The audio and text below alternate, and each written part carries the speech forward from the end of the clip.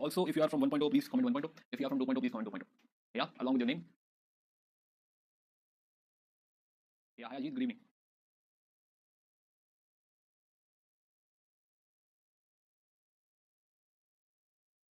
Yeah, 1.0, 2.0. Okay, good. Where is 2.0? Yeah. Okay, great. Yeah. Okay, Kushbu, Amir. So let's start our discussion.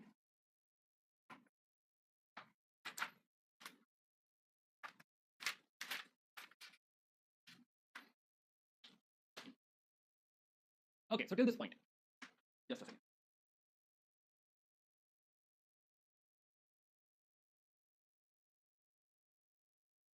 Okay, so we were talking about Mahajanpadas. Okay, so let's get back. Yeah, so we're talking about that from Rigvedic era, right? If we compare, I'm using the mind map of the previous class. So basically, Rigvedic era. So from Rigvedic to later Vedic era, we have observed a lot of changes. And in the last class, we were discussing what happened in the Mahajanpadas. Right? We were trying to paint a picture where we were trying to analyze what all things are happening in Mahajanpadas. Right? For example, here we are talking about ki, the main economy or the economy was based on pastoralism. Right? It was pastoral in nature. But going forward, later Vedic, it was agriculture. And here with the advent of Shali, with the low carbon steel, right now in the Mahajanpada era, we had agricultural surplus. Right? Similarly, here we were hardly having any kind of settlement because they were pastoral, they were mostly moving. But in later Vedic era, we had permanent settlement, we had proper villages, we had we have painted graver potteries, etc. And at this point, we had proper cities. We saw three kinds of villages in it. Yeah. Yeah, okay. Update on books. So books, Ancient India, Modern India, both the books. Basically, I think all the core books will be launched by 30th of this month. Right? And so we'll be having all the books very soon. This is, I think, by the end of this week or 30th. Maximum by 30th, we'll be having all the books with you. Right? So some core books will be there with you. In my subject, if you follow the daily notes, if you follow the slides, even that will be sufficient. Right? It will suffice. So accordingly, you can take a call. But my suggestion is, once you have support with you, right, at least go through the whole book again. Right? So that first of all, it will serve as revision. Second, if we have missed something, or if there is something extra information, some fact, or anything which I have missed, right? So that will be like a good safety net. It will ensure you have covered the whole Ancient India. But most importantly, you will already understand the whole, or basically you already understand the whole thread, the whole timeline, and you will be easily able to grasp whatever is written in that book. Right? So let's see. Let the book come, and we both will have a look in the book.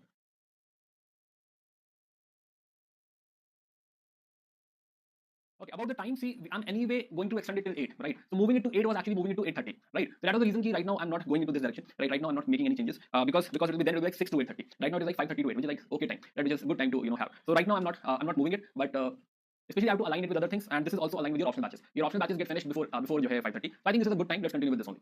Okay, anyway, coming back to Mahajanpadas. So we realized that 500 BC was the time of Mahajanpadas, where we saw so many states coming up, right? Where we realized that there were three types of villages. We realized there is a strong rural support, a strong rural base, which was creating some agricultural surplus, right? Which was able to create huge agricultural surplus, which was properly supporting urbanization, which was properly supporting new, you can say, new trend, basically trade, and it was also supporting artisans and your merchants and traders. So new type of occupation, a new type of economy we are observing over here, we are realizing over here. This is the second wave of urbanization what we have felt.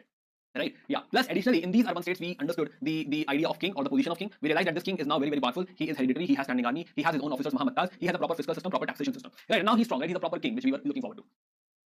Okay. Okay. Guys, try to understand that every time we'll have some set of students who will have issues, right? So let's try to manage your time. Let's try to manage whatever is possible for you. For example, if you can attend half of the class live and half of the class recorded, something like that, whatever is possible. Suppose if you are in college, right? I don't think I may be wrong, but mostly in colleges, there are hardly any study, right? You know that you're preparing for UPSC, so you should be focused more on UPSC. So it's hardly one class, right? Whole day you can spend in your college, you can stay in the class. But even if you are in the college, right? I think it is possible to attend the class. And so let's continue with the discussion. Let's continue with the class. Yeah. Okay. So last topic again. One more thing we need to add. We're talking about Mahajanpadas, right? So we understood that in 500 BC, we realized that there are 16 Mahajanpadas. One was Anga, right? Another is Magadha. Then one is Koshala, Kashi. Koshala and Kashi was a pair. Right? These four are important to us. Other than that, there is Vriji. Right? Other Mahajanpadas, important Mahajanpadas. One is Gandhara and another one is Kamboj. Here we had Avanti, and the southernmost was Asmaka. Right? So these were the important Mahajanpadas, or at least the Mahajanpadas you always retain. Right? Kamboj, Gandhar, Avanti, Asmaka, Magad, Ang, Koshala, Kashi. What else you remember? There were more. Okay, Kamboj, Gandhara. Yeah, Abdesh, I also saw the comments in Telegram channel. So there are a few questions, right? We'll get back to you. I've not seen the complete paper yet, right? But I know there are a few questions which are not correct. So we'll get back to you on that. Huh? Okay, yeah. So I've already told the team, I forwarded the request. He had to recheck all the questions. And in modern India also there was one question which was wrong. Okay. Yes, there was Vatsa, Kuru, Matsya, Chedi, etc. Right. Okay. So now let's start. So in the last class we saw that there were some 16 Mahajanpadas as per Anguttara Mahanikaya. Right. Anguttara Mahanikaya. 16 Mahajanpadas, 16 Mahajanpadas. Now in these Mahajanpadas, in the last class, we understood or we discussed the rise of Magad. We were talking about Magadhan dynasty. Right. Rise of Magad. Yeah. Rise of Magad. So now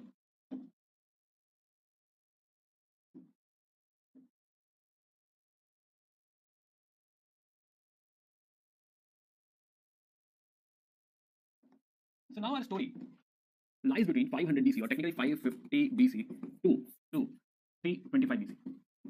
Right, somewhere here. Somewhere here we were discussing Mahajanpala. Now focus on this. Right? Yeah. So somewhere here we were discussing Mahajanpadas. Now, initial stage in Magadha, we talk about Magadha. So then from 550 to 400 there was Bimbisara. Then there was his son Ajatashatru, etc. etc. Then Udayi and all. So from 400 roughly we can say that from 400 to 350 there are Shishunagas. Shishunaga. And then here were Nandas. And this is the spot of Nandas. Last king was Dhanananda. Okay. So in the same spot, in the same time, when we are observing the rise of Magadha, again in this era, 550 from 550 to let's say 400. So 550 to 400, where Bimbisara was rising, not expanded too much, but still, right, was having a lot of influence. In the same duration, what we are realizing that there is rise of one empire. Right, in the same time. Here we have Bimbisara. Right, in the same duration, we have Cyrus. Right, Cyrus is rising, and this empire which is being created over here is Achaemenid Empire. Right, Achaemenid Empire. This is in Persia. So technically, this is all happening in Persia, or you can say Iran-Iraq area. Right, so this is the Iran-Iraq area, right? Right, yeah. So basically, this will start to expand. Right, this will start to grow, and since this area, this is spot. Yeah, this is spot. Gandhara and Kamboj, Sindh, all this area. So when he will expand, he will actually come to this spot. Right, while expansion, he will reach very close to this area, and in fact, they will have some encounter, and they will be providing tribute to him. See, this area actually is not having as strong empire as Bimbisara. Right, the Punjab area, the empire is not that strong. Right, it's not comparable to what we had in Magadha. Right, there is no leader like Bimbisara in Punjab side. Right, and that is the reason this area is actually vulnerable. This area is vulnerable to attack from Persia side, from Afghanistan side. And when this new empire is rising, this great empire, basically Achaemenid Empire is rising, this will definitely try to expand and try to engulf this area as well. Can somebody challenge them? Can somebody challenge Cyrus? No, it's not possible. Nobody can challenge Cyrus. Reason, this Persian empire is very, very strong. And now they have reached this area. They are collecting tribute from them. Right, he destroyed. There's a city called Kapisa. Province actually. There's a city or province called Kapisa. He destroyed Kapisa in Afghanistan. So technically they have reached it. So let's talk about Achaemenid Empire. Right. So what we are realizing that Gandhara and Kamboj, technically this area is very, very fertile. So resources wise, yes, it is good. But is there any strong empire? There is no strong empire. Right, no strong empire. And that is the reason they are highly vulnerable. Now it is also not in the initial stage, it is also not possible for Magadha to expand this much and engulf this area. It will take some time, right? It will take some time to actually reach there. Magadha right now is struggling in this part only. Right, Magadha can't even challenge Avanti right now. Right, so in the reign of Bimbisara or Ajatashatru, nobody could challenge Avanti as well. So Bimbisara was friendly with Avanti, and Ajatashatru was fortifying Magadha so as to stay safe from Avanti. So in this spot, what will happen? They have to pay tribute to what? Tribute to the Achaemenid Empire. So now Achaemenid Empire is rising, and you see this Achaemenid Empire, right? This has expanded, and this whole area will eventually come under Achaemenid Empire. So you see, this has reached Turkey. It has penetrated into Greece. Right? It is penetrating into Europe. It has penetrated into Greece. So now Achaemenid Empire is one of the biggest empire right now, around 500 BC. Right, 450 BC or 500 BC or 400 BC. In this reign, or technically you can say, in this whole reign, we are observing rise of Achaemenids. And this will be there till almost the end, right? Starting from close to 550 BC till close to 325 BC. Parallelly, so rise of Magad is being mirrored by or being followed by rise of Achaemenid Empire. Right, one side we have rise of Magad, other side we have rise of Achaemenid Empire. Right, and very similar to Magad, the area which this occupies is beyond what Magad is occupying. So now you see it has gone into India. This Gandhara, Kamboj, and all this area is actually part of Achaemenid.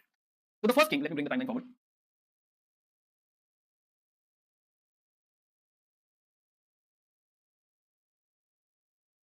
So we are talking about founder. The founder is Cyrus. Right, so Cyrus was able to get the tribute. Right, it was able to get the tribute from Cambodia and Gandhara. Right, but the other king, Darius, this one. So very soon, Darius one actually captured. Okay, so initial founder is your Cyrus. Cyrus only got tribute. But on the other hand, the other king, Darius one technically annexed. So it is technically the era of Darius one. It is the era of Darius one, where they have penetrated into India, they have occupied Sindh, they have occupied Gandhara and Kamboj. And now, technically, this area belongs to Persia. This area belongs to Achaemenids. This started from Darius. Where is Darius? Darius. Yeah, so Darius. Darius even have sent one expedition, Skylax, right? So as to figure out, where to go, which are the very resourceful areas where we can get more money or more, you can say, it will be profitable for us to attack, right? So there is one expedition sent by Skylax, and then they have occupied. They had Punjab, Indus, Sindh, everything they have occupied, and technically this area will become one province. This area becomes province also. So technically this becomes parts of Achaemenid. Right, now this does not belong to us. This belongs to Achaemenid for now. Right, now this area, Gandhara, Kamboj, will actually belong to whom? They will belong to Achaemenid Empire. Right, so now they will provide what? They will provide, now it's a province. So will they provide revenue? It's a province. It's a province means it's like a state inside a Achaemenid empire. Right? It is part of a Achaemenid empire. It is not part of India now, right now, right? But it is part of a Achaemenid empire. They will provide revenue. They will provide resources. They will provide agricultural product. And now, logically, tell me that suppose if a Achaemenid empire holds on, let's say, state PSC or basically UPSC, will the people from here, will the citizens of this province, will they appear in this examination or not? Yeah, of course they will. So yes, this province or the people of the province will also become part of the army of a Achaemenid empire. There is nothing surprising, right? They will be hired, right? If they are raising one army, they need people. There is no logic. There is nothing like you can say that they will not participate in the army. Yes, they will participate in the army, right? And there are enough evidences to prove that the soldiers or basically the people of this province, Gandhara, Cambodia, etc., are the part of a Achaemenid army, right? So now again, being a very very fertile province, this area provides like 1/3 revenue of all the Asian provinces alone. So you can understand how profitable this province is. So all the Asian provinces together. Right, and of all the Asian provinces together, the total revenue, 1/3 of the total revenue of all the Asian provinces is totally or basically is solely provided by this province, solely provided by your Gandhara and Cambodia province.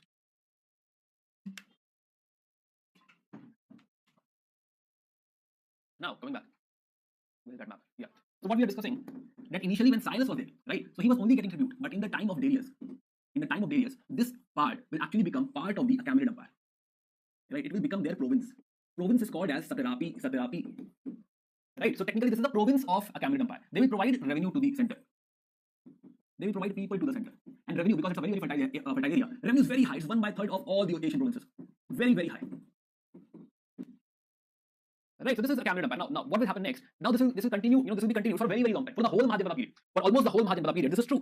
Right, they have captured it, and it's their part now. So, whosoever is the king. Now, we are not studying Achaemenid empire, or technically we are not studying for Persian PSC. Right, that is the reason we are not interested in all the kings. We are only interested in these 3-4 names who have some contribution, or basically who have some connection with our history. Right. So, Cyrus I the Great is the founder of the Achaemenid empire, and he collected tribute from our provinces, Gandhara, Cambodia, and all. Right. Darius I is the one who actually annexed the whole province, annexed the whole area, and actually made this the part of the Achaemenid empire. Xerxes. You might recognize Xerxes if you have seen this movie. Xerxes, if you have seen this movie 300, Rise of Empire North. Right, so he's the son of Darius I, and he is Xerxes is technically coming back. After Darius, there is Xerxes. Now Xerxes is actually fighting Greece. Right, and he's fighting Greece. So that is there in that movie 300 and all. And now for this war, he will recruit people from this area. No, that was basically what we were discussing. That for this Greek war, Xerxes will be getting people from here. No doubt about it. Right, he will be recruiting army from this place, and our people, basically Indians, will be fighting the war of Xerxes versus Greece. And now this is the reason behind the war of Persia and Greece. Right, both are actually challenging each other. Right, this is about the domination. Who will dominate? Whether Persia will dominate or the Greece will dominate. The whole fight is about this now. Now, this will continue for very, very long. This fight will also continue for very long. So from Xerxes, you see, it is around 500 BC. Right, now, the next person who matters is Darius III. So Darius I we have seen. There is one more, Artaxerxes or Artaxerxes. Artaxerxes also kept on hiring people from here. But the last person, Darius III. Now what happened? Darius III actually lost to Alexander. Right, Alexander attacked. This war with Greece was going on, right, for a very, very long time. And when Alexander attacked, Darius III lost. So from there, the whole story changed. Right, and Darius III lost to Alexander.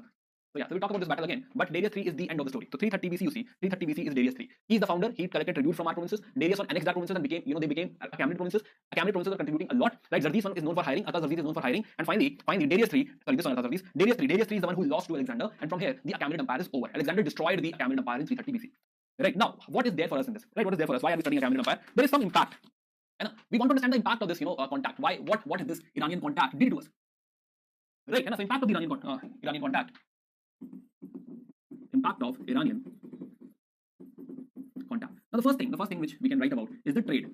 Right, we got to know the trade network. Now our cities, basically Gandhara and Cambodia, are connected to the rest of the Achaemenid empire. Right, so now we know the whole route because now Gandhara and Cambodia are part of the Achaemenid empire. If we trade with the Achaemenid empire, we get penetrated into Achaemenid trade. Right, so now this trade will flourish. Basically, the trade will increase because of this contact. That is one thing. But culturally, Persia had sigilloid type of coins, Right, so we get to know these type of coins, sigilloid type of coins, where we can create some kind of portrait or basically some design on the coin. So this is something new. Is this inspiring our punch-marked coin? Now have a look again on this coin. Will this inspire our punch-marked coin? No, of course not. Right, and the punch-marked coin is a very, very simple, you can say, very simple tech. Right, hardly inspired by sigilloid coins, but we will have some sigilloid coins in India, and especially in the Achaemenid provinces of Gandhara and Cambodia, right, and few more in Mahajanpala as well. Right, so some impact. So sigilloid coins we got to know because of this contact only. Third is basically Kharoshthi script. Now what happened? Originally, Achaemenid empire has a script which is Aramaic script. Right, now because of the impact of this Aramaic script, a new script got created over here, which is called as Kharoshthi script. It is written from right to left. Right, so this area got to have a new script which is Kharoshthi script. Now the question is, sir, what is happening in rest of India? In rest of India we have Brahmi script. Right, but in this area a new script is known, which is Kharoshthi script. Now the point is, what is script? If you don't know about this, right? So now we are writing impact of Iranian contact in English script. We can also write it like this: impact of Iranian. It is still English, right? Same language. Both are same languages, but different script. This is in Devanagari, right? And this is your English script. The script is basically the way of basically the, of course it is basic, I know you know, right? So now the Kharoshthi script is right. We got a new way of writing things. Brahmi script is universal. Brahmi script, whole of the India writes in Brahmi script. The only script we have is Brahmi script. But because of this Aramaic impact, now we have a new script, Kharoshthi script. Right? So we got a new script as well. Next, and very important is we got to learn something. Sculpture, especially sculpture, maybe pillars. Okay, so let's see. Yeah. So can you see these pillars? Have you seen these pillars somewhere else? Yeah. See, some stone pillars with some animal over here. Right? Something like that, some bulging and all. Something like this we have seen. Ashokani pillars, right? Pillars of Ashoka.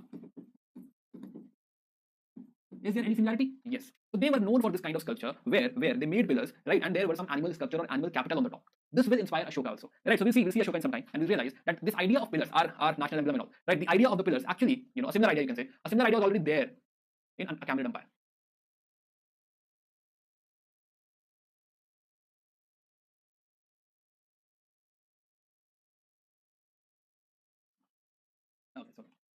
Okay, so this was Achaemenid Empire. Now in the same era, we had Herodotus. Right, Herodotus is called as history, father of history. Right, he has written this book, Histories. Right, so he's father of history. Yeah, and he has written these books, Histories, right? And here he was talking about all the wars, Greco-Persian wars. He has mentioned about Greco-Persian wars, right? And he has told us few things. He told us that these provinces, Gandhara and Kamboj, were highly profitable. Actually, it is from his writing. Right, very very profitable. 1/3 of the total revenue of Iran from Asia. Right. Plus he told us that Indian mercenaries, basically Indian soldiers, were being hired in Persian army. Right, plus Xerxes' army included Gandhara people. So all these things basically came from Herodotus. Herodotus has written all these things. Yeah, so we have finished Persian invasion. Let's talk about Alexander. Are you all getting this? Yeah, are you all aligned to this point? Guys, quick chat, 30-second chat. Again, I'm repeating. We're talking about Achaemenid Empire. We're trying to understand that the situation of Kamboj and Gandhara was they were not very very strong empire and they cannot resist the rise of Achaemenids. In the same era, when Magad was rising, in the very same era we saw that Achaemenid Empire was being built. Right, same era, and we realized that Gandhara and Kamboj became their part. Now it is not very important to learn the names of all the kings, but still good to know. Right? What if UPSC asked this? Understood? What if UPSC asked this? So yeah, so Cyrus is the founder who actually got tribute from Gandhara, Cambodia, etc., nearby areas. And then Darius I is the one who basically sent one expedition, Skylax, to explore the Indus area. Is it worth conquering? And then he conquered this 20th province. So basically, he conquered the Punjab, west of the Indus, etc., and he got all this fertile land. And we know how fertile or how valuable is this. Yeah. Then Xerxes or Yarasha. So Xerxes is the one who attacked Greece or basically is fighting with Greece and has hired a lot of people from Greece, from Gandhara and Kamboj. The last person is Darius III, who will be destroyed or defeated by the Alexander. Right, Battle of Arabila, Gaugamela. So we were discussing the impact of Iranian contact on India. Right, so we discussed that first of all the trade is something we got in touch with the Achaemenid Empire and we were able to trade. Second is Iranian coins, singular type coins, right? That type of coin we got to know. So this is something new, and we realized that this is not Panchmark. This is not something which is inspiring Panchmark coins in India. Then cultural contact we were discussing. We realized that there is Kharoshthi script coming in, a new script in this area, and then most importantly we realized that this pillar, right, this pillar which we think is original, innovative by Ashoka. Yeah, it is original, innovative, but still something like that was already there.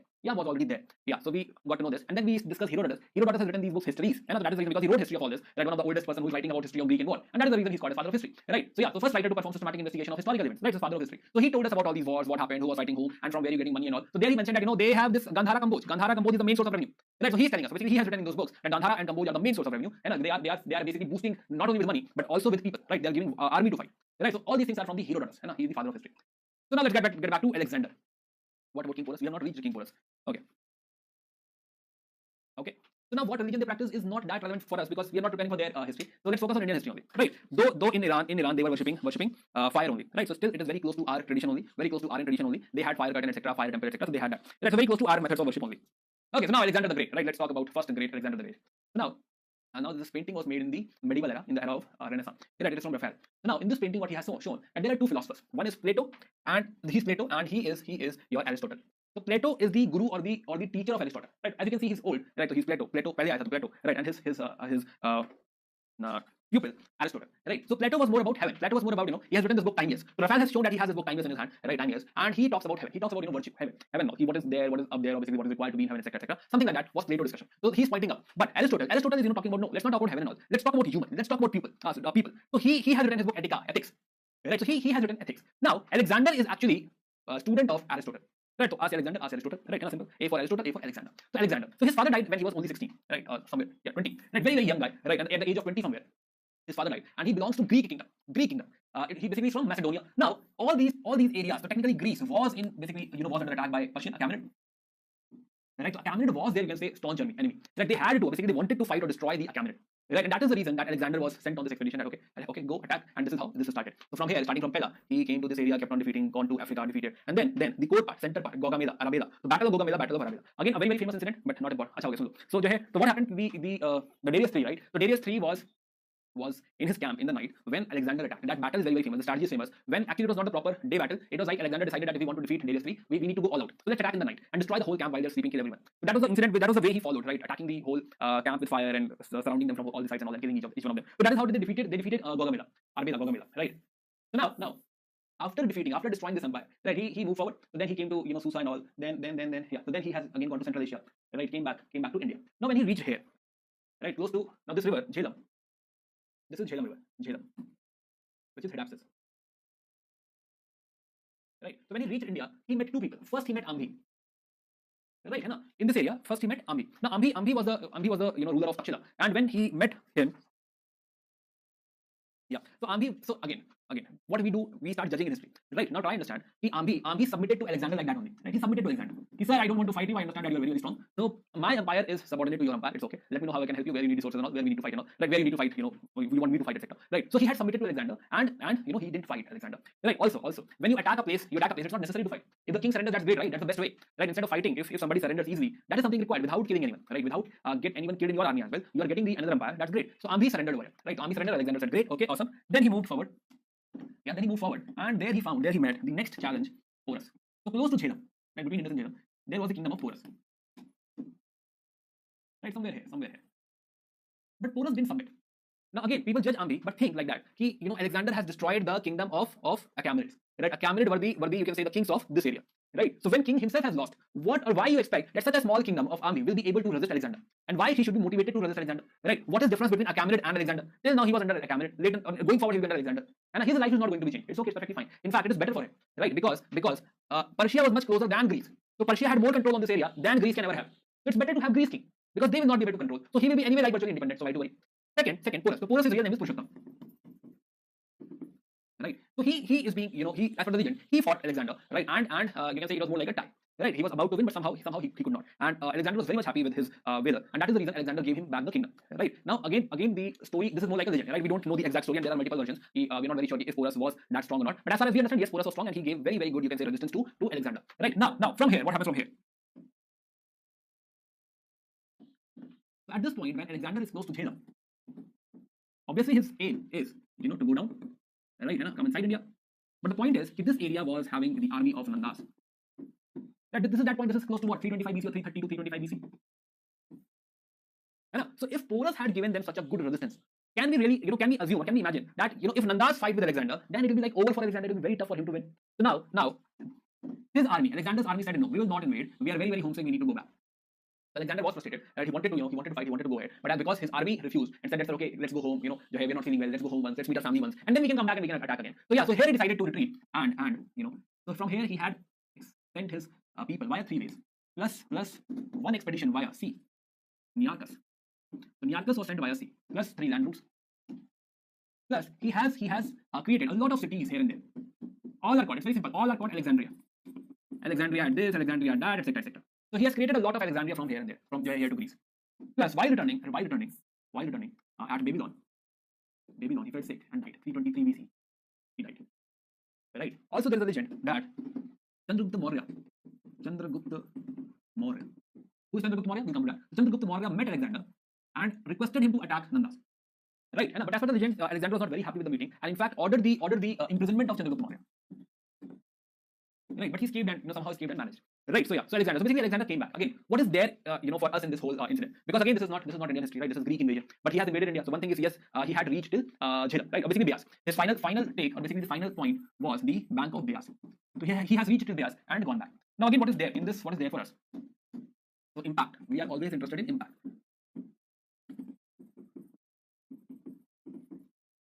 Now again, first thing is trade routes. Right, most important. First thing which we had here was trade routes.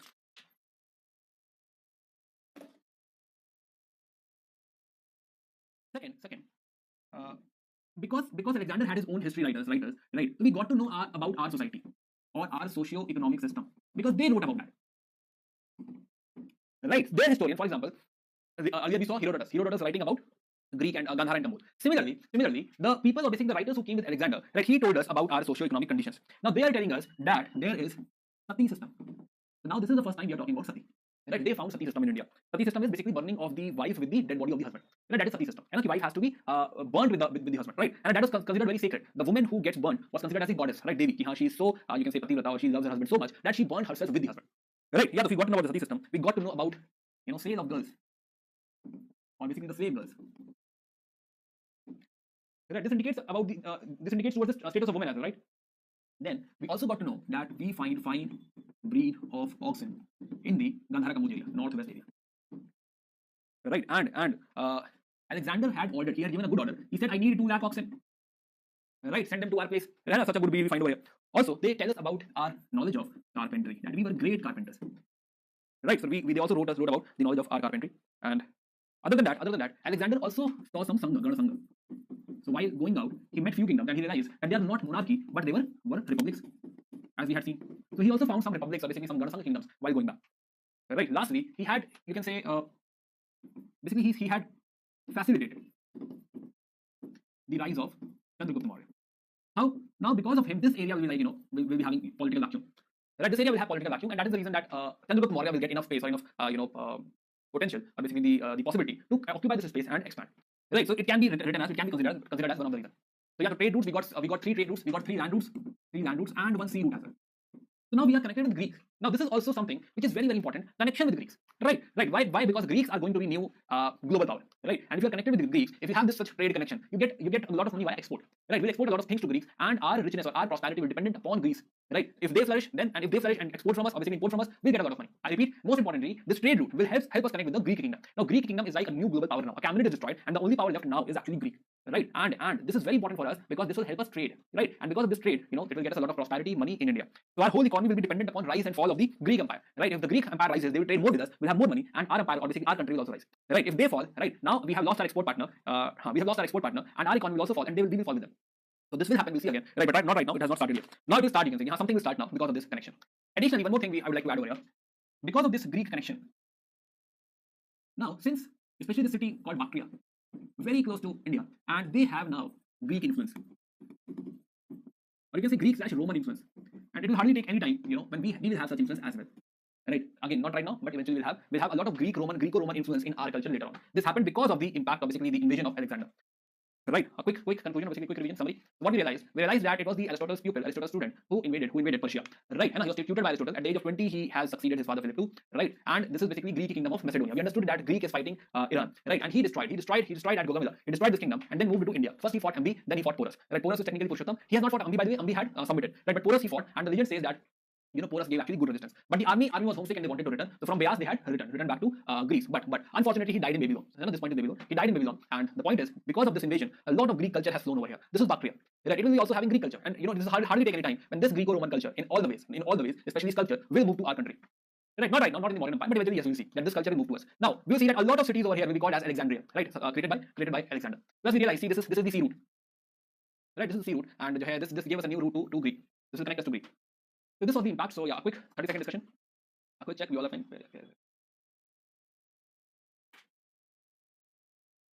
Iranians were the first invaders and destroyed Indian culture. No, how can they destroy Indian culture? They will augment Indian culture. A new thread will be added. Right? So technically they will support. They will augment. It's not like this will destroy our culture. Why destruction?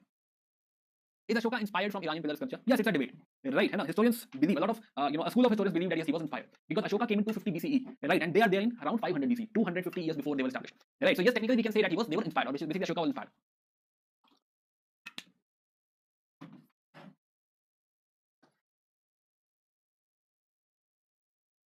Okay. Bactria is Afghanistan. So now Greece is this area, this area, Athens and all, right? Pella, this area technically. Yeah. Okay. So now we have completed evidence of Silk Route. I have not taught Silk Route yet. Why was city system started by Greek? No, they have just reported what was happening in India. Right. So now this whole is the Alexander, the empire of the Alexander the Great. Right. And he has created a new system. Before that, it was all what? It was all Achaemenid. Before this, where is Achaemenid? Yeah. So before this, it was all Achaemenid. Right. This yellow one. Yeah. This was whole Achaemenid. But now it is all replaced by Alexander. Alexander converted it in his own empire. So So we're talking about, see these Alexandria in Arachosia, Alexandria over here, Alexander in the Caucasus, Alexander in Axete, right? Near Bactria as well. So all these cities are basically Alexandria. So Alexander made all these cities as his cities, right? This is Alexandria.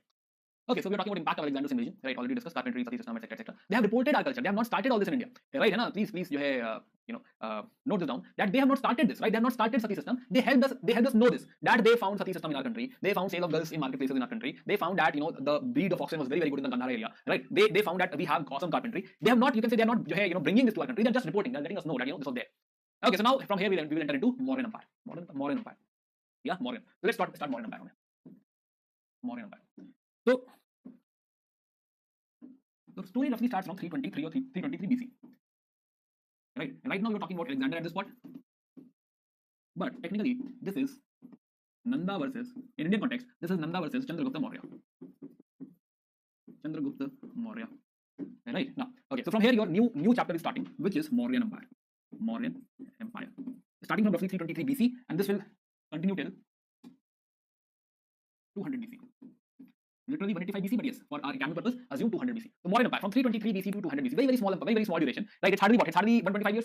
Right? 125, 130, 140 years, max 140 years. That's it. Right? Nothing more than that. To Mauryan Empire. Let's talk about this. It starts with Chandragupta Maurya. He's the founder. So before we go into the story of Chandragupta Maurya, let's talk about how we know about this era. Right? And how we know about this era. So we are discussing sources of history, right? Sources of history. So what are the sources of history over here?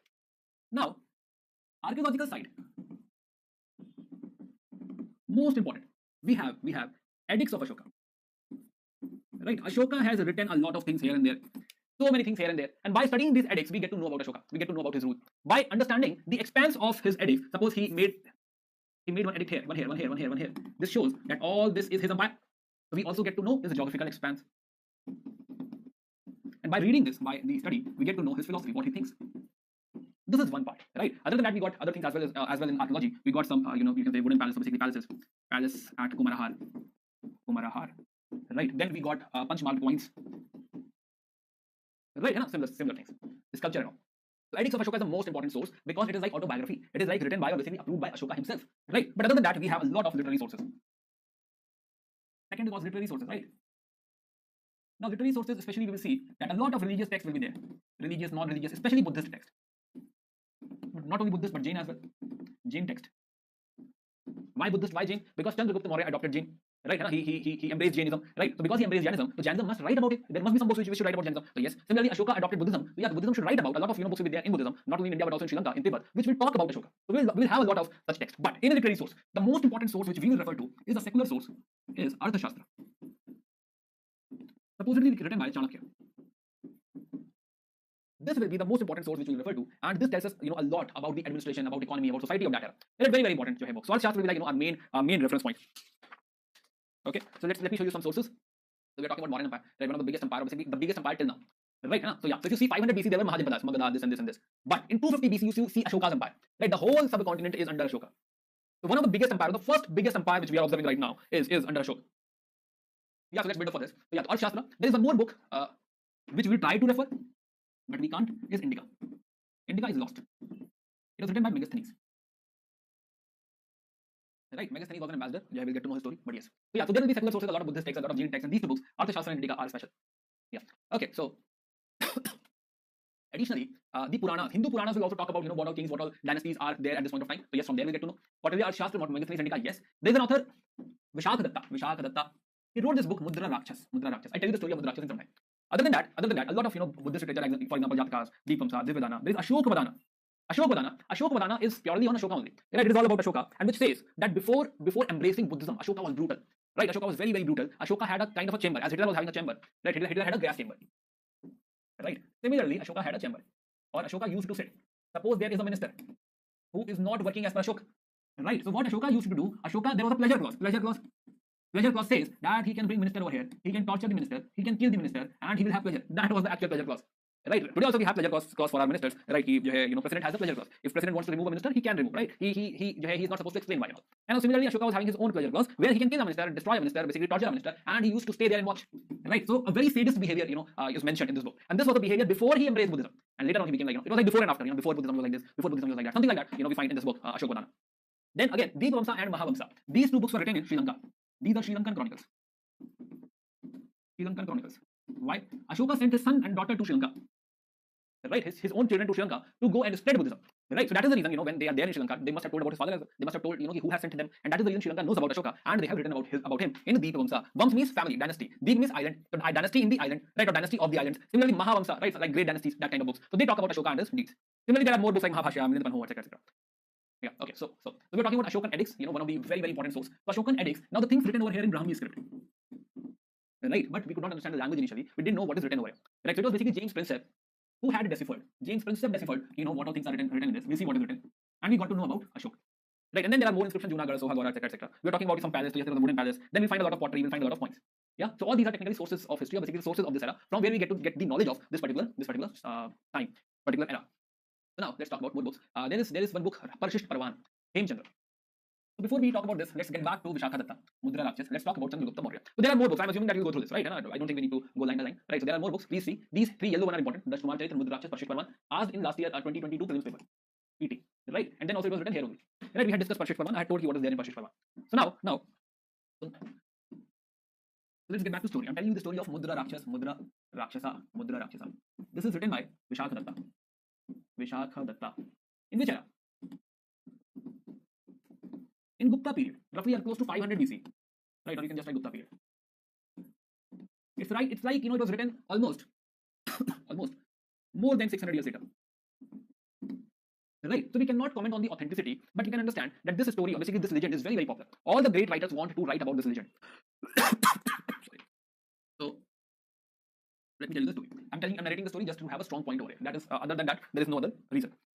Okay, so now we see that this area was being ruled by, especially at Patna, Patliputra, we had Dhanananda, right, close to 325 BC roughly. We had Dhanananda, right, who was the main ruler, very, very arrogant, very rude, and too much into luxury, very much into luxury. Only worried about what dance performance we have today, right, what new wine we have today, all these things, he was worried about. Hardly worried about the state. So he was given, to luxury. On the other hand, we had Chanakya in Gandhara. Now Chanakya created a treatise. He created some, he created some book, and basically he wrote, or basically he was still compiling, still writing Arthashastra. Right, he had to compile fully, but yes, he must have created the whole treatise, right, and the basic idea and everything. And he realized that it's a great book. And what if I go to Dhanananda, I tell him about the whole book, whole concept, and I ask him to rule the whole kingdom using this new book, Lakshmikant, right, or Arthashastra, right? So that was his idea. So he traveled to Dhanananda. And there, when he had gone to the court, right, in the court, Dhanananda was busy. Why? He was having dance, right? He was watching a dance. So the Chanakya had to wait for a lot of time. And then when he got his turn, right, he has gone to Dhanananda, right, I told him that, my friend, I have written a book, basically this is a great treatise, you should follow, please read my book and all those things he told to Dhanananda. Now Dhanananda was offended, I don't know why, but he felt offended. He felt that, I'm such a great king, how come you can disturb, my dance performance and all, right? Do you really think, this empire was created with the help of your book? Do I need your book to actually run this empire, right? And it is said that somehow, he has pushed Chanakya, and Chanakya fell on the floor. His hairs and all, basically the locks and all were open, right? So he felt very, very bad, very humiliated, very disgusted with this action of Dhanananda. And there he took his, this shapath, this vow, that he will destroy Dhanananda, right? So he took that vow, he will destroy Dhanananda. So now it is actually Dhanananda versus Chanakya. Right, now he came out, everybody got to know about this incident, a lot of people were against Dhanananda, and then Chanakya was approached by Chandragupta Maurya. Chanakya was approached by Chandragupta Maurya, and Chandragupta Maurya, asked him that if I can join you, right, I want to become the king of Patliputra. So now he asked Chandragupta Maurya, why I should allow you to join me? Who are you? Are you a prince? He said, no, I'm not a prince. Are you a king? No, I'm not a king. Do you have any small army? He said, no, I don't have any small army as well. Right, so now Chanakya said, why is there any reason I should have you, or basically collaborate with you? So Chandragupta Maurya said that yes, I'm very much passionate about this, right, and I really want to become king. And my desire, or basically my wish, is to become king. I can work as hard as possible. So Chanakya was anyway alone. He thought that okay, let's give him a try. It's okay. And now they both started planning, and they both started getting more help from the other people as well. So gradually they built an army. They attacked Dhanananda multiple times. Few times they lost as well. Now coming back, we'll come back to the story. But coming back, this book Hemchandra, Parshisht Parvan, written in medieval era, right, close to 1500 years later. 1500 years later, Parshisht Parvan is about what all mistakes Chandragupta and Chanakya were making and were not able to defeat Dhanananda. Right, Hemchandra Parshisht Parvan. Understood? This book is about that, idea. They were making a lot of mistakes. So, for example, there is one story where after getting defeated once, Chanakya and Chandragupta Maurya, they were passing through a village and they found a house where a lady was telling his child that why are you, diving in between the khichdi or the rice and ghee, right? Between the rice, it is very, very hot. So you should not attack the core. You should attack the periphery. Right, this suggestion is being given by a lady in house to his child, from where Chanakya learned, who had written Arthashastra. Right, he learned that how he should attack this guy, Dhanananda. Right, so again, this is a legend story, right? So yeah, so this Parshisht Parvan is about what all mistakes he should not have done, basically what all errors he had done. So now they collaborated, they got a lot of support. They even got support of Greeks from here. Right, because there were Greeks, right? And Alexander has recently defeated. So after the death of Alexander, there are few Greeks governors in this area. So they also supported Chanakya. Chanakya and Chandragupta Maurya. So somehow, gradually, they destroyed Dhanananda, defeated Dhanananda, and Dhanananda left. He escaped, and then he died as well. So that's how Chandragupta Maurya got to the throne of Magadha. and in the process, he had created a great empire. Now there are more catches or basically drama in the story. For example, Dhanananda's court dancer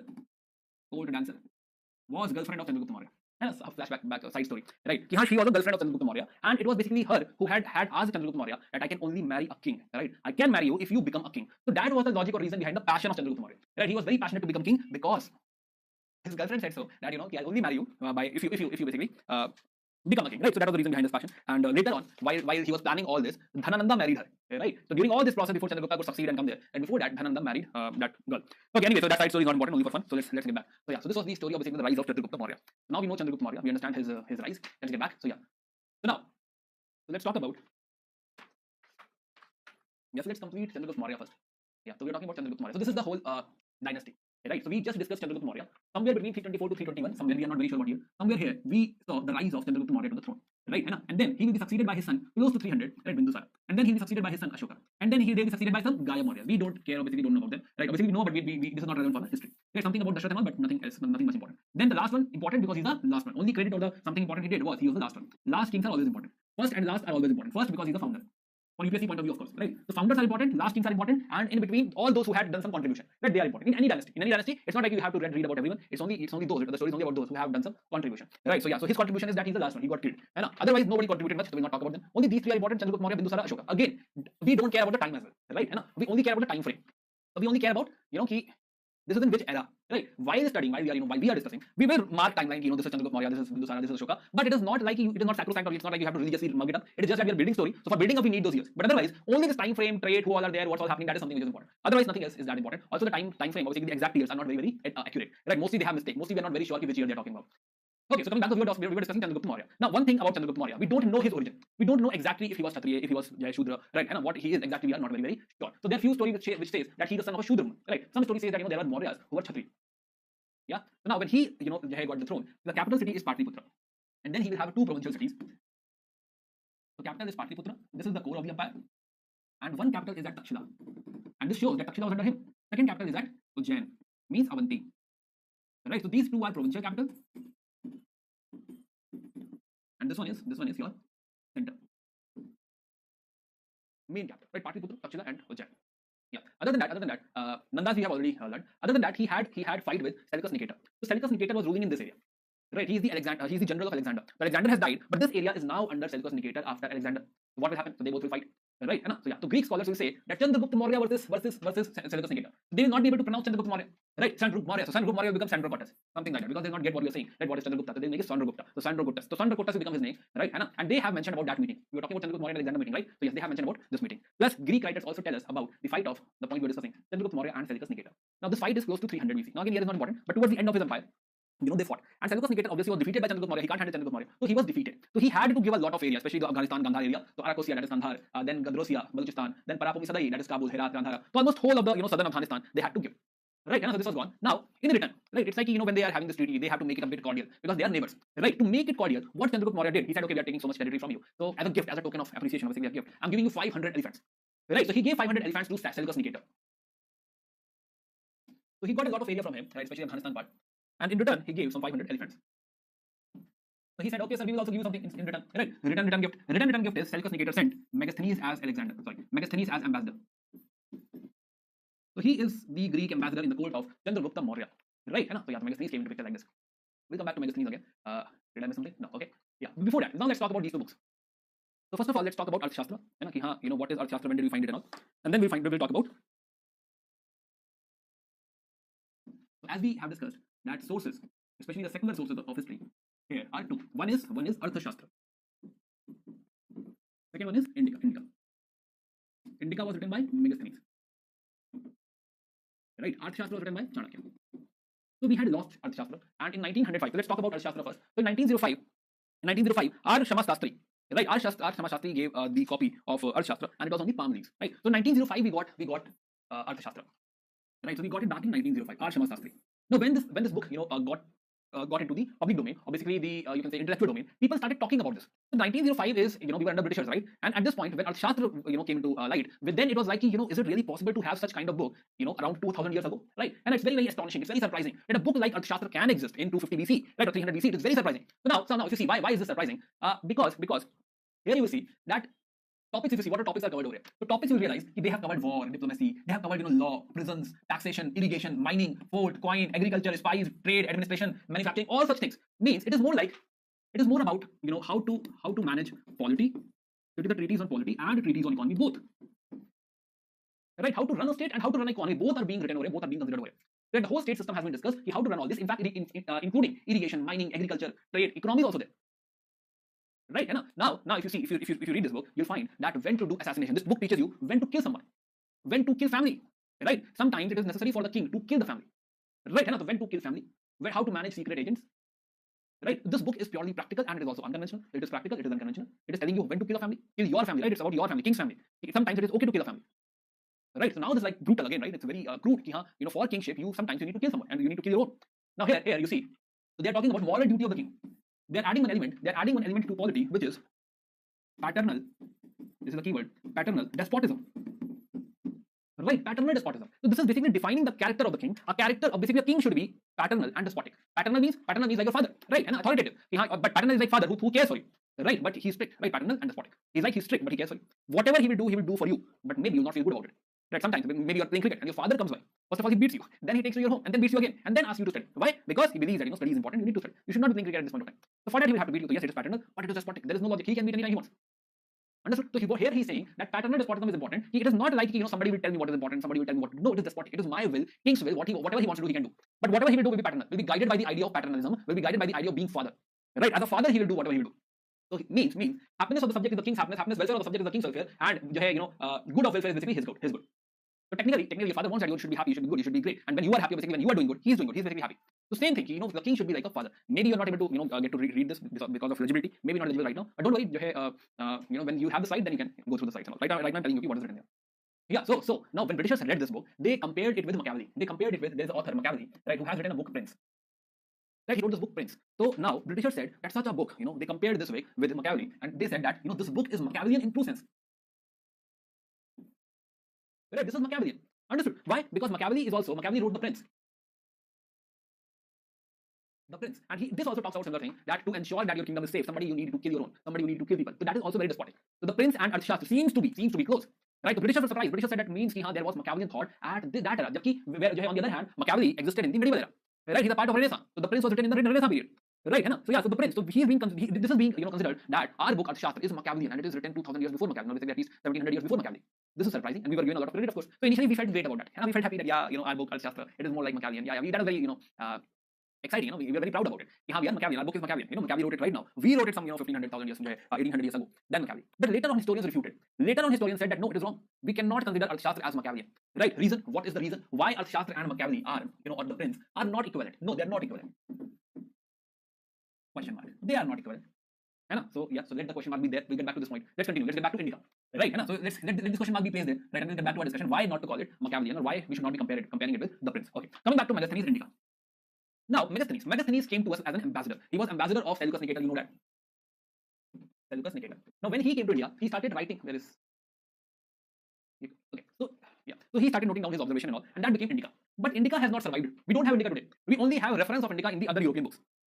For example, Diodorus gave his reference. He is describing, basically Diodorus is writing about Alexander campaign, and he also gave reference of Megasthenes. Similarly, Strabos is a geographer. He's writing about India and Persia. He also gave reference of Indica. That in the book of Indica, this was mentioned, something like that. Right? Similarly, Pliny, the Roman scholar, right? He's also talking about Megasthenes' observation. Right? And again, Arrian talking about Alexander campaign, again mentioning your Indica. Right? There was a book. So that is how we got to know about Indica. And from the indirect references only, we understand what was written in Indica. But before I tell you about Indica, one thing which was said about Megasthenes is by these European authors that he's a liar. Right? And what all things, so many things he has written is actually a lie. कहते बहुत बड़ा झूठा है वो, कहते हैं second number का झूठा है, राइट? बढ़िया, तो कहते हैं कि बहुत बड़ा झूठा है, he's a great lie, big lie. And he has written a lot of lies in his book Indica, right? So yeah, so let's see, we'll keep on getting things about his book. But yes, so right now let's see what all things he has written. So first he has written that India is a quadrilateral shaped country bound by the ocean on the southern and the eastern side. So he says that it is bound by southern and the eastern side, something like that. Not the correct observation, but still quadrilateral is fine, he said so.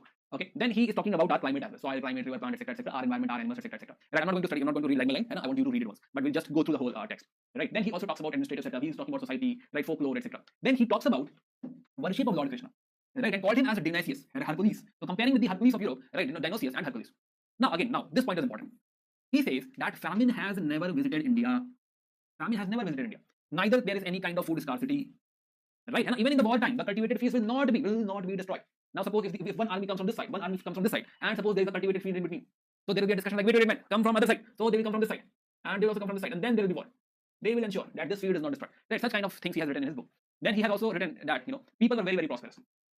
See, maybe again, we're not very sure how this happened, but maybe he was confined to a very urban center, right? He was confined to maybe a palace, he was confined to a room, or basically confined to a very limited space, and whatever he had observed from his window, right? He has written whatever he saw. So, right, so maybe some night there is he was drunk or something, he wrote whatever he imagined. So something like that has happened, and that is the reason things will not match. A lot of things will not match, right? So he believes that Indians are very, very honest, and unlimited type of honesty he has mentioned. So Indians are very, very honest, moral values, etc., etc. Right? Then he talks about there are 7 castes. He's talking about our Varna system, and as per him, there are 7 types of Varnas, right? We could not manage 4, right? 4 is too much for us. 4 is like we're still fighting for 4, and now he said that there are 7. So what was realized later, that why he said 7, he has not done any research. It was like that in European, what happened? Yeah. Yeah. So in European societies, there was a classification which said that there are 7 types of classes. Same thing he had copy pasted. Right now, same thing he's talking about. There are Brahmanas, then there are Shamanas, then there are farmers, herdsmen, etc., etc. That's how he had segregated everyone and said that all these are part of the society. So there are 7 types of caste part of the society. This is he has mentioned. So he had mistakes. He had made a lot of mistakes, like uncritical acceptance of the Indian folklore. Then he idealized our culture. All these things, mistakes of Indica. But still, having said that, understanding that he made some mistakes, understanding that his reporting is not, accurate. He has also reported some mythical creatures. Somebody who had, you can say, the body of the animal, but the head of the human, something like half human, half animal, something like that. Also he has reported. So again, we understand that there are mistakes. But what we do take references from him. That if he is talking about some palace, and we have some other archaeological evidence, we have some other reference, let's say in the Arthashastra as well, that shows there must be a palace. So that's how we take reference from him. We don't entirely rely upon Indica's references or Indica's explanation. But yes, it tells us, it is more like a proof. If he's also telling the same thing, that means this must be true. Something like that. Right? But yeah, so Indica is one of the source, but you can say a source which cannot be completely relied upon, can only be used as a reference, not the entire you can say source of history. Also, Chandragupta Maurya, right? We remember Bhadrabahu, right? Bhadrabahu, so he was the guru. So Chandragupta Maurya was pupil, basically Bhadrabahu was the guru of Chandragupta Maurya. We also realize that he was the one who will conduct the first Buddhist council. Bhadrabahu, we understand that he is Digambar. Digambar will not participate in this council. It will only be participated by Shvetambars. Right? And then he had gone to Karnataka. He performed Sallekhana, Santhara. Remember, Sallekhana basically that is like slow starving. You stop taking food and gradually you die. So this was the story of Chandragupta Maurya. Okay. After him, he was succeeded by his son Bindusara. Right. A quick 30-second chat before we continue with Bindusara. A quick chat, 30 seconds, 60 seconds. Yeah, all the line. Shall we continue? Shall we?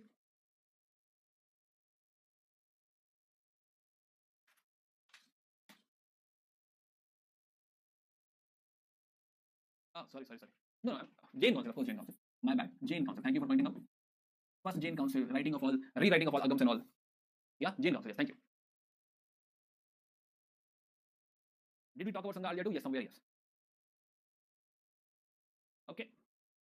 So let's continue. Thank you. Okay, so now Bindusara. So Bindusara is basically son of Chandragupta Maurya, and he is also known for expansion. After his father, he is also expanding his empire. Right? So he has succeeded him. So again, we don't have much content about him. We don't have dedicated sources to Bindusara, but he's mentioned in so many books. Right? I want you to read the names of the books and all. So let's go ahead. Now he had been referred as Amitra Ghata. So Amitra means enemy. Ghata means killer, one who kills enemy. Right? So he's also a warrior like his father, Chandragupta Maurya. Right? Again, Greek scholars will actually destroy the spelling of his name. They will make it Amitrochatis or Amitrochates. So Amitrochates, they will call him Amitra Ghata as Amitrochates.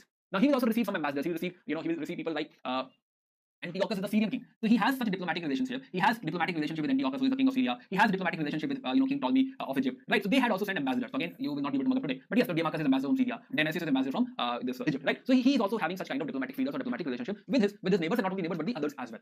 Right? Okay. Other than that, Taranath. See, Taranath is writing about him in 16th century CE.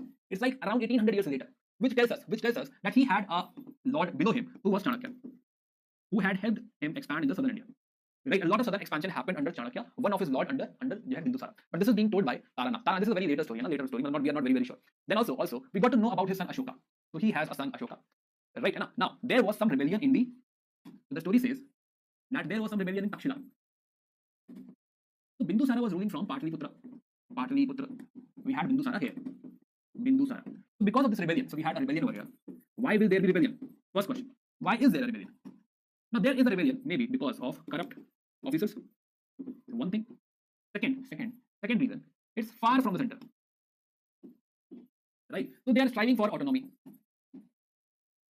Anything who is very, very far from center, any state will aspire for autonomy. Right? So Takshila is the point where you will find such kind of rebel. Not only Takshila. Later on we will also hear that there is a rebel in Ujjain. Even in this movie Ashoka, right? There was a rebel in Ujjain. Again, far from the center. Right? Plus, when you are far from the center, both things happen. the local area, they try to come out of the you can say power of the center. They want to come out of the rule. That's something. Also, the officers posted at such a far point, they understand that there is hardly any control of center. So we can do whatever we want. So we will also realize that at such places there is a lot of corruption. So both are true, that there are practices of corruption. There are some dushta matyas and the corrupt officers who are actually taking advantage, and that is the reason there is rebellion. And this is why Ashoka was sent to Takshila to handle this. Yeah. So again, that tells us a lot of things here. This also tells us that center was mostly guarded by the king, right? And he will send his princes as governors to take care of the provinces. Okay. So this was Bindusara. Now Bindusara will be succeeded by his son Ashoka. So from here, the story of Ashok starts. And now we are on the story of Ashoka. Okay, Ashok. So Ashoka. So Ashoka is 268 to 232 BC. Right. Last story. Again, if we put it on the timeline, we are talking about Mauryan Empire. Mauryan Empire. Right. We started from roughly 323 and till 298 it was Chandragupta Maurya. From 298 to 272 it is Bindusara. And from 2672 to 232, now we are at this spot, Ashoka. Now in Ashoka's time period, first of all, this space, initial 4 years. Now again, there are multiple stories regarding mother of Ashoka. Some say that he was the son of Subhadrangi. Right? She basically belongs to Champa. Champa, we know, Angraj, Karna, capital Champa. Right? So from Anga. So capital of Anga was Champa. So she was from Champa. As per Ashokadana, he's the son of Subhadrangi. Right? Subhadrangi. Right? So this is one story. Also, the story also says that maybe the person, the lady was not belonging to a royal family. This is one of the story again. Again, not very important, but yes. So what happened? Around 273 BC, Bindusara died. Now let's get back to the story. Right? So Bindusara was here. Ashoka was somewhere here. He was there in some province, maybe here or here, and Sushim was in another province. Sushim is equals to eldest son. Plus there were 99 more sons. So what happened? Bindusara was very ill, sick, and he gave a call to his elder son Sushim. Right? Sushim. So now when Bindusara called elder son Sushim, then Ashoka had a lot of friends over it. Right? One of the friends was Radha Gupta. It's very unlikely that UPSC will go into this trivia, but we are just creating that story just to help us understand better. So Radha Gupta called Ashoka. Ashoka came to Patliputra. Right, so now Ashoka is standing over here. So now Bindusara was sure that now there is going to be a Tandav, there is going to be a big civil war. So Bindusara died around 273, 272. Right, and now if he occupies the throne, right, now if he does the coronation, people will feel bad, right? He has 99 brothers, he has Sushim, they'll feel very bad. So he cannot take the throne right now. So he will wait. Before he goes to throne, before he does coronation, he will have to wait. Wait for what? First of all, he need to kill his brothers. No, first of all he will kill his brothers, Sushim and other 99 brothers, and after that he will sit on the throne. So there are like 4 years. He will wait for like 4 years before sitting on the throne. So this happened around 272 BC, and coronation happened in 268 BC. He sat on the throne on 268 BC. Then for first initial 4 years we have seen roughly around 268 BCE. Right? And he became king, coronation. And then expansion started. Right? He started expanding in all directions. He will create one of the biggest empire. So whatever was left was subdued. And the final war, or basically the important war, is close to 260 or 261 BC, which is War of Kalinga. Kalinga War. Right, Kalinga War, roughly 260, 261 BC, right, Kalinga War. And in this Kalinga War, see, he was fighting, or basically he was brutal and killing people for last so many years, more than 12 years actually. Right, so he was anyway known for this kind of thing, right? That was the reason he was sent to quell the rebellion, because people know what he does. So I told you about the pleasure clause and all. So this is the zone where all these things is happening. Then so in 260 BC, Kalinga War was way too brutal. Right, Kalinga was more like you can say the Kalinga was being led by Galasangya. Right, so they had a bit of republics there. So when you had that republic system, people felt very close to the autonomy, and they were like we cannot let Ashoka rule this kingdom. So they were fighting. So even you must have seen this movie Ashoka, right? So even the civilians came out and even they were fighting. Not only the army. After the army, the civilians were fighting. It was way brutal, very brutal. And after this brutal war, Ashoka felt very bad. And Ashoka realized that this is too much. I should not be this much brutal. Sometimes it's like when you might relate. So sometimes what happens is that you eat so much food, no? Okay, assume that you're very hungry, and you want to have your favorite food. Right, for example, let's say chola bhature. And chola bhature is your favorite food, and you had that. And let's say after you finished 3 chola bhaturas, you're like full now. Now I'm done. Now even if somebody talks about chola bhatura, you'll feel bad. You'll feel like let's not talk about food. Let's talk about something else. So when you're like fill till here, like then you don't like talking about food. Then you like to sleep or something. So same is the case over here. After this much brutality, right? He was like, this is too much, man. I can't do this anymore. I need to get out of this. And at this spot, he was converted to Buddhism. Now this is like this is like a watershed. Ashoka before this, Ashoka after this. Right, now when he has embraced Buddhism, now you can understand that he will get to know Dhamma of Buddha. Right, he'll get to know the Dhamma of Buddha doctrine. Now from the Dhamma of Buddha, because here he has to rule. Right, he will create Dhamma of Ashoka. Right? Now, Dhamma of Buddha was about nirvana. Dhamma was of Buddha. Now you know very well, right? The Dhamma of Buddha is about nirvana. You know that, right? Ashtangika Marg, etc., etc. Right? But Dhamma of Ashoka is about social conduct. Is about ethics or harmony. Are you getting the point? So Dhamma says that you should not do, violence. Dhamma says that, you have to follow this Ashtangika Marg, do concentration or meditation, etc., etc. But Dhamma of Ashoka is not about all this. He has, understood the essence, right? So he want to preach harmony, he want to preach peace, right? But it's not like, somewhere he's offering nirvana and all. No. It is more like directive principle of state policy. It is more like DPSP. It is more like people should not kill animals, right? People should respect each other. People should respect each other's religion. People should respect the monks. People should respect shamanas, right? There are some, let's say, officers who will ensure that Dhamma is being propagated and all. People should help them. People should respect king and all. You are like my father. Sorry, I'm like your father, and I want to ensure your happiness and all. All such kind of philosophy is Dhamma of Ashoka. It is not about Dhamma of Buddha. It is not at all about nirvana, but it is about social conduct. It is about how a society should behave. That is the Dhamma of Ashoka. So Buddha wanted, you will get nirvana this way. Ashoka wanted that you all, whole society, should behave as per the Dhamma dictated by me. Are you getting my point? So his idea is that he need to replace Bheri Ghosha. Bheri Ghosh should be replaced by Dhamma Ghosha. Bheri Ghosh is war, drums, right? So there is, the sound of the war drums should be replaced by the sound of the Dhamma. So now technically you must understand that what he wants people to follow Dhamma. Are you getting my point? He wants people to follow Dhamma. Now, for people to follow Dhamma, it is important that people should know Dhamma. Logical? Right? People will follow Dhamma if they know Dhamma. Then they follow Dhamma. And of course, I'm talking about Dhamma of Ashoka. It is not Dhamma of Buddha. Dhamma of Ashoka is philosophy of Ashoka, not philosophy of Buddha. Right? Somewhere inspired by philosophy of Buddha, but it is philosophy of Ashoka. Now, what is the philosophy? We come to that. But before that, whatever the philosophy is, right? He wants everybody should behave. That's it. And so if he wants people to behave, then people should know how to behave. People should know what they are supposed to do. So the problem is how they will get to know. The problem is how. So he will ask his fellow courtesans, or basically the courtiers and all, right? Basically his mantris and ministers. He will ask his ministers what to do, sir. Right? I have this problem. I have the idea. I don't know how to tell this idea to the people. It's a big problem. So now he will ask the marketing people. How to do this marketing. It is like marketing, right? People should get to know about this. And that is what marketing. So how to market this? How to market this idea? So people told them, some marketing expert was called, and he told him that there can be hoardings. Then Ashoka said that, have you heard of pleasure clause? Yeah, yes, sir. Yeah, you want pleasure clause? He said, no, sir. Okay. So he said, hoardings are not possible, man. Tell me something else. He said, actually, what I meant, sir, I meant that, okay, hoardings, the modern hoardings are not there. But is it possible that suppose there is a trade path, or basically a path, or basically some city, or some important city, or important village, right? Is it possible that close to that path, there is a rock? Right? And can we write your Dhamma that Ashoka wants you to behave like this on this rock? People will come, people will study, people will get to know, right? So great marketing tactics. So this is how the first thing Ashoka will start doing is writing rock edicts. On the rocks, on the way, trade path or basically path, the big rocks or small rocks close to the path, he started making such rock edicts. He started writing this idea on the rock edicts so that people will get to know about his ideas. Okay, that is one thing. Second, after some time, right? So there will be two, rock edicts. One will be like major, one will be minor. Mainly big and small. Right, two rock edicts, major and minor. This is one of the favorite topic of UPSC, right? So please, and it is very factual as well. So yeah, I want you to be very, very careful. So after some time he realized that somebody, along with Buddha's Dhamma, somebody has gone and rubbed it. Obviously, somebody has gone and written over there that he loves she, something like that, right? Something like that happened. So Ashoka felt very bad. Ashoka called him again. Right, marketing head, do you have any better idea? So he gave him one more idea. He told him that, sir, this does not have feeling. This rock does not sound like Ashokan's rock. So what to do? Instead of this rock, let's cut this rock and let's build a pillar. And over this pillar, we will put one animal. Animal related to Buddha, of course. Right? And here you can write your whatever message you want. Ashoka liked the idea, right? He said, yes, awesome. So now we will have pillar edicts. The next thing will be, we will have proper pillar edicts. There will be proper pillars carved. Earlier it was like, crude, any wall, right? Any wall or basically any rock, on the highway, they used to write it. Ashoka saying this and all. Right? So earlier it was like that. But later on, he realized that it should be like branding, right? It should be like Ashoka's pillar. See, this can be done by anyone, but this can only be done by Ashoka. Are you getting this? This takes money. This is not simple. This needs investment. Some powerful person can do this. This anybody can do this, right? So that is the reason Ashoka switched to pillar edicts. Again, the marketing discussion is hypothetical, but something like this happened. That first these rock edicts came into picture, and the later half, basically the later reign, we saw a lot of pillar edicts into the picture. Right, then he was putting his idea. So two ways he has marketed his idea. That's how people got to know his idea and then followed his idea. So this is Buddha's Dhamma, right? Marketing of Buddha's Dhamma. Okay, so you'll find that he very rare he used to write his name. Very rare.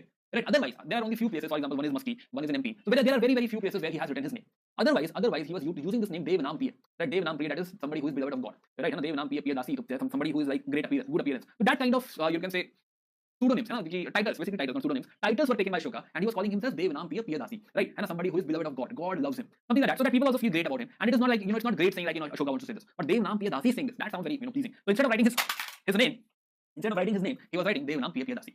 Yeah, so Devanam. So somewhere you'll find Dharmasoka, somewhere it is the Devanam Priya Dasi, pleasing appearance. Yeah. So you'll find a lot of names like Ashoka. Yeah, so we're talking about Ashoka. Let's continue.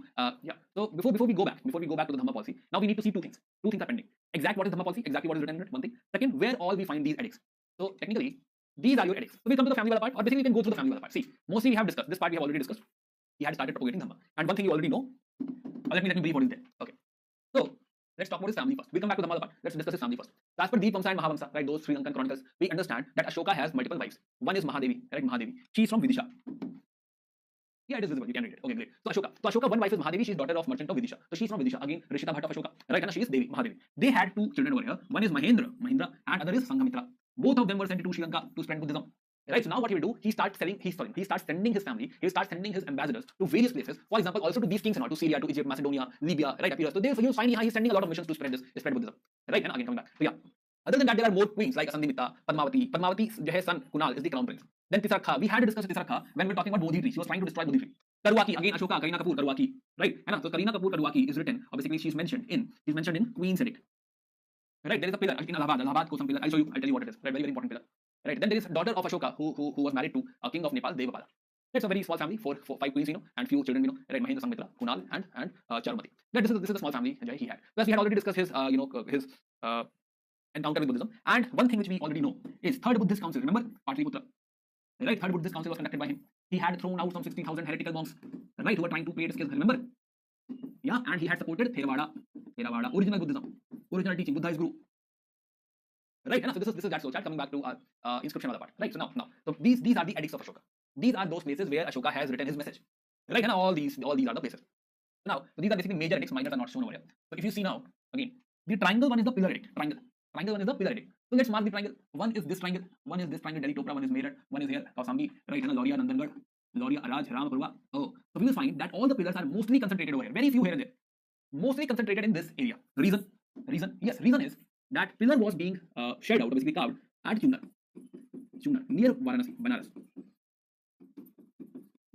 Understood? So they were carving out pillar and then they had to transport, especially on the river and all. So they had to transport. So they cannot go, or basically initial stages, they were not able to go very, very far. Few exceptions here and there, but otherwise they tried. Whosoever was the officer, he tried not to take very, very tough targets. He was like, sir, first of all, let's focus this area only. We'll create here and we'll transport here. We'll create here, we'll transport here. Such kind of simple targets were taken initially, and all these stones, basically all the carving were done, here only in Chunar, and then transported to the nearby area because construction was same point and then transported to wherever this stone has to be erected. So that is the reason you find such kind of concentration. Second, major rock edicts. Now, major rock edicts you can find at major places. For example, Dhauli, Jogada, right, Yaragudi, Sopara, Sannati, Girnar, right, and then here Kandhar. Then again Shahbaz Garhi, Mansehra. Then also we are finding some major rock edicts, right? Kalsi over here, Uttarakhand, Kalsi. Understood? Now, is it possible to mark up everything? But you should, right? Whether it is possible or not, as far as possible. Also, I will give you a revised version. Obviously, we will revise this again in art and culture. But as far as possible, you can make a diagram as well. Because I don't know why, but UPSC is very much, you can say, UPSC has a lot of affinity towards this topic.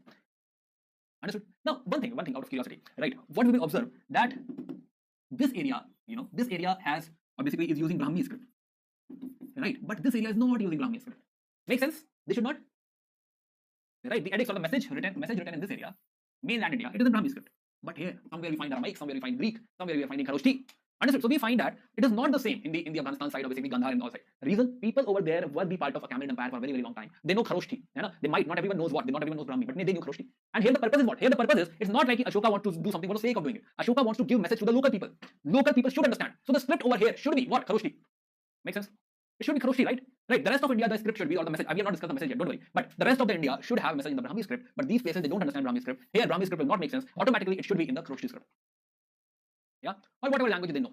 Okay, so we are talking about Ashoka inscription. We discussed James Spencer, right? James Spencer was a scholar who figured out, who had deciphered. Earlier, what he thought? Earlier, he thought that because everywhere he saw this name Devanam Dasi, he thought that it is some Sri Lankan king. Right? He was not very, very sure. But later on, he figured out that it's not Sri Lankan prince, but it is Ashoka. So we are discussing major rock edict, minor rock edict, major pillar edict, minor pillar edict. So basically, this is rock. When you make it on a rock, it's a rock edict, right? It's not very professional, not beautiful, right? You're not very proud of this as Ashoka, but Ashoka will definitely be proud of this. Right? Ashoka will definitely be like, this is my pillar, man. I made this pillar, or I get to make this pillar. So yeah, so these are your rock edicts, these are your pillar edicts. Now, so we're discussing. There are few rock edicts where we find the name of Ashoka, right? In Karnataka, someone in MP, right? So very few places we find name of Ashoka. Karnataka, Maski, Nittur, and Udegulam. Better to Magam. I'm saying this is a very popular topic. Better to Magam. The four places, Karnataka, Maski, Nittur, and Udegulam, and one in MP, Gujarat, they have names of Ashoka. Otherwise, mostly it is written as Devanam P.F. He wants to do this, wants to say that, and all and all. Now the language, mainly language, Prakrit language and Brahmi script. Prakrit is the language of the people, Prakrit, income basic, natural, right? So Prakrit language is the basic language or the common language being used over here, and script is the Brahmi script, right? But just now we were discussing that in the northwest part, there were Aramaic languages, there were Kharoshthi script. Understood? Also, Aramaic language, Kharoshthi script, and even Greek scripts. Depends in which area what is prevalent, what all language or things they know, and accordingly, he has used the local language. It is not like Ashoka knows his Brahmi script or basically his Prakrit language and that should be written everywhere. That's not the case. He respected, or basically he wanted the locals to understand what he wants to say. Right, and also the examples used over here. For example, every area has some local, local words to use, local jokes, right? Local references. So in these writings, he had used basically in these northwestern side, he had used the local references. He had used the local examples. It is not like he has written one copy which is placed in, which is there in Allahabad. Same copy he had written over here as well. No, he had used the local references. He had used whatever is prevalent over here, so that it is very much relatable to the people. Right, yeah. So we have already discussed where it was appearing, what all things are there. So we discussed that it is primarily, primacy of ethical behavior, recognition of dignity of human life, state concern for welfare of its people. He wanted people to preach what? Compassion, daya, charity, dan, truthfulness, purity, with gentleness. So he wanted people to behave in this way. Right? He wanted people to behave, right, very, very ethically. Understood? Those were the special messages or the messages in the edict. For example, there should be non-violence, there should be mutual respect. So there are multiple copies, but let's talk about rock edicts. What is written on various copies, right? So there are some 14 messages. In these 14 messages, Ashoka wanted to deliver something, tell something to the people. I'll take 5 more minutes and that's it, right? Just see what he has actually written, and then you can summarize like this: primacy of ethical behavior, recognition of dignity of human life, state concern for welfare, non-violence, mutual respect, all these things you can. Universal law. These are basically keywords for answer writing. Right, these are keywords because this is philosophy as well. Universal law, righteousness, right? And all these things inspired by Buddhist Upasana dharma. Not a copy for it, not a copy of it. Right, preach non-violence, etc. But let's see the actual message. Now, in the first message, Ashoka is saying that we should not do animal slaughter, right? Especially in the festive gatherings, especially if you have party, right? Because your party will kill a lot of animals. Not at all advisable. Can I zoom this? Zooming will also not help much. So anyway, it's okay. Let's continue. Okay, so I'm letting you know. I'm telling you what is written over here. The first is king prohibited animal slaughter, especially during the festive gathering. Let's not kill animals as far as possible, especially for the animal sacrifices and all. We should not kill animals. Second message he's giving is he's talking about there are some kingdoms in South India. He's talking about some kingdoms in South India: Cholas, Pandyas, Satyaputras, Kelaputras, etc. Right? And here also it also provides for care for man and animals. We should care for man. We should care for animals. Right? Then in the third message, he's talking about that he has made some officers, dedicated officers, to ensure that his dhamma is being propagated well. Right? There are dedicated officers who are looking into this dhamma propagation. Plus, he's also talking about generosity to brahmanas, that you should be generous to brahmanas, you should be generous to shamanas. So technically, you should respect monks. Right? You should respect people, you should respect monks. Then in fourth edict, he's talking about that I will not do war. Dhamma Ghosh is ideal to the mankind, not the Bhiri Ghosh. So Dhamma Ghosh is more important. Right? He's talking about impact of Dhamma on the society. Dhamma. If we all follow Dhamma, if you all follow Dhamma, if all the people will follow Dhamma, it will have a much better impact. Right? Similarly, fifth rock edict, it says that even you should take care of slaves. Should I like this? Okay.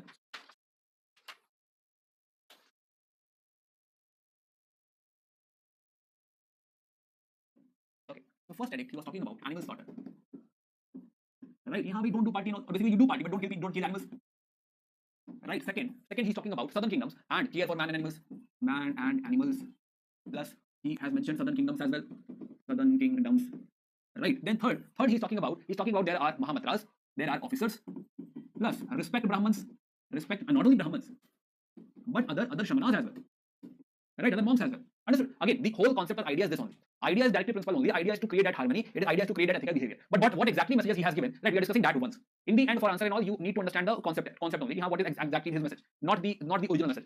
But still, as far as possible, because this is the favorite topic. So as far as possible, go through it. Right. Fifth, he's talking about policy towards slaves. Right. Again, talking about Dhamma Mahamatras, talking about every human is child. Fifth one, every human. What happened to fourth one? Fourth one is Bheri Gosha. The Bheri Gosha is cancelled. Now, in fifth one, he's saying that every human is his child. Right, he cares about his people, right? And that's what he's saying, that every human is his child. Then the sixth one, he's talking about welfare measures. Sixth one, he's saying that I want to be informed about the condition of the people. I want to know, right? I want to know, how my people are doing. Again, the next one, the seventh one, right? Again, tolerance for all religions. Now read the statement. It talks about tolerance for all the religion. It talks about to foster one's own sect, depreciating the other out of the affection for one's own, to exert its merit is to do the worst harm to one's own sect. मतलब कि अपने sect को इतना पसंद मत करो कि दूसरे पे जबरदस्ती करने लगो. Right? अगर तुमने ऐसा कर दिया तो तुम अपने sect को नुकसान करने लगोगे. So technically he's against conversion. He's not pushing. He's basically just saying you should not push for any type of conversion. कि तुम अपना धर्म छोड़ के हमारे में आ जाओ.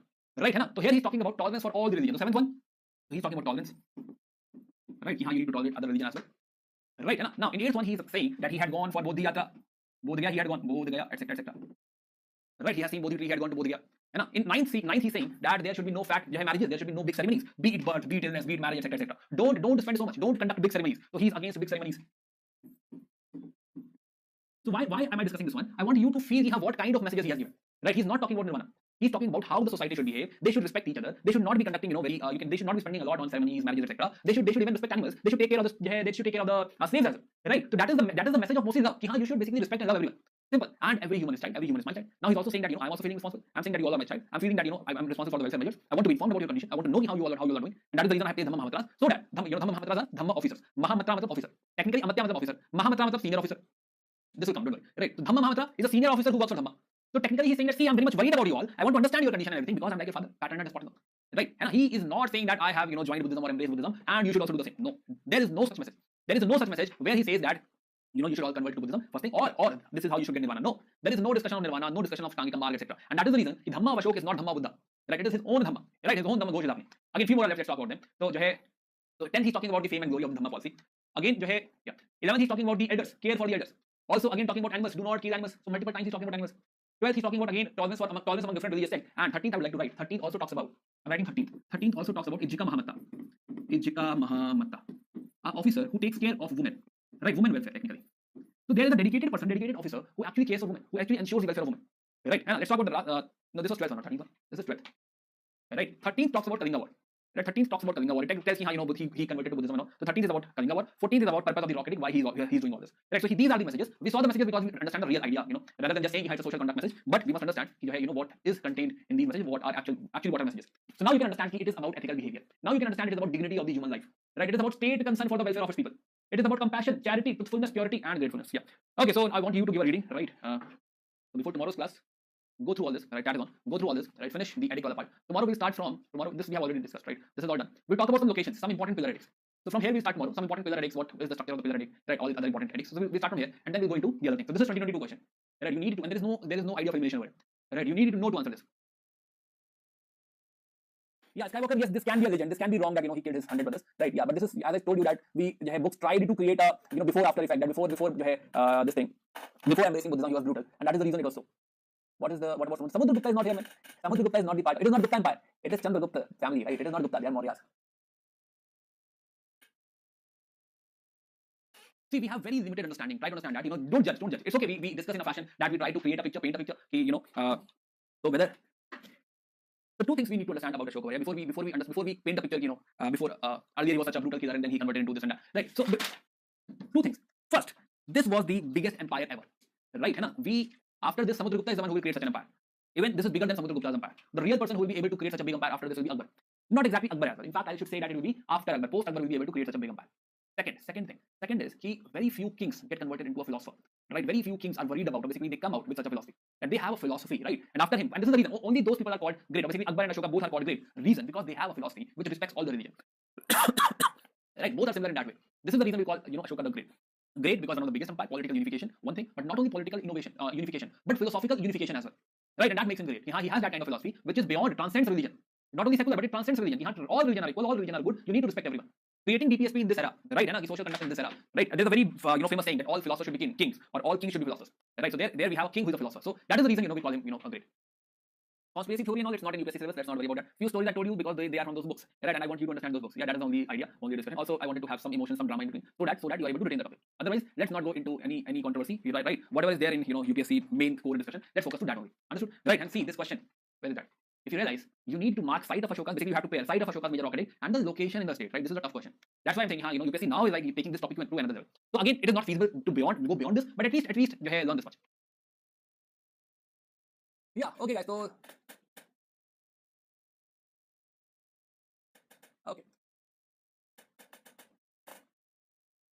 Whether Ashoka killed his brothers or not, this will not be asked in UPSC. So yeah, so please go through his dhamma, his policy, his ethics, right? This will matter to you. Okay, so guys, so see you again in tomorrow's class. And there was a Buddhist monk, Upagupta. Again, there are two names. One is Nigrodha, other one is Upagupta. Who converted him? So yeah, so go through these PPT ones, right? And get back to me tomorrow. Tomorrow we'll continue the discussion from here. Tomorrow we will talk about Saptanga theory. So our Shastra gave us Saptanga theory, which tells us how to manage a state, how to run a state. Very important theory. Last year question came from Saptanga only, right? So yeah, so we'll talk about that. Pushmitra Sundha, again, not yet, man, not yet, right? Not yet. Don't worry, I'm not reviewing anyone. I will not review Pushmitra Sundha or Samudragupta or something, right? Don't worry about that.